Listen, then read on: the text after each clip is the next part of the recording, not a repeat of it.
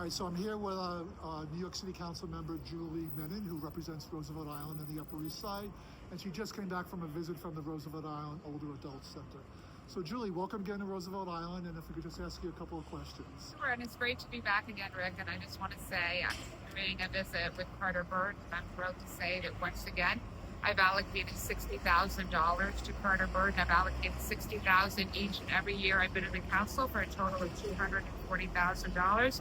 And we're using that funding to continue the arts program, health and wellness program, case management, lunch, and other vital programs for our seniors here on Roosevelt Island. So great to be back again. So I was just wondering if you could talk about a couple of citywide issues regarding congestion pricing. Sure. New York City is a sanctuary city. Sure. And just public safety issues in general. Sure. So I can address all of them. So on congestion pricing, the courts ruled yesterday that congestion pricing will continue while this goes through the federal court appeal process. So we've got a situation here in Council District 5 where obviously there are real effects of congestion pricing on our residents. I've been working very hard with other local elected officials because we wanted to make sure that there were exemptions, because we understand that for residents of District 5, there is a real impact and consequence. So that's something that we are continuing to work on. But the court ruled yesterday that congestion pricing will continue while the appeal process starts. Now in Sanctuary City, we obviously had a situation in the past couple of days where a student, Dylan, his last name is being kept for privacy, was taken while he had gone to a court appearance. Now, to be clear, we in New York City, and the City Council in particular, we have one of the strongest sanctuary city laws in the country. In fact, recently in California, LA mimicked part of our sanctuary city laws. So our sanctuary city laws are crystal clear. ICE agents are not permitted into schools and other safe facilities.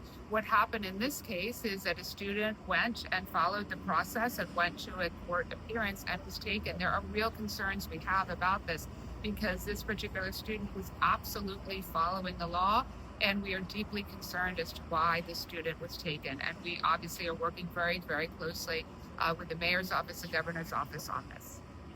Okay. Just back on congestion pricing, do you support the idea of congestion pricing? So I believe congestion pricing is a vital way to get money to the MTA and to reduce congestion. With that said, I have in the past raised concerns that congestion pricing was done for three important policy reasons. It's done obviously to raise money for the MTA, it is done to reduce congestion, and it's done to protect the environment. All of these are three vital policy reasons which I support.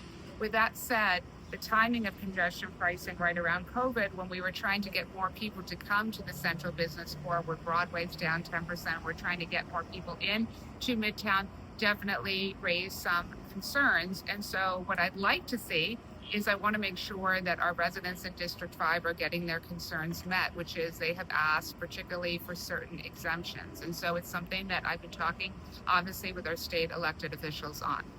And in terms of public safety and crime in the district, what are your views on that? So crime is down in District 5. We have advocated, and I've been very vocal about this issue. I have worked very collaboratively with the 19th precinct to ask for more NYPD foot patrols, which we've been able to get.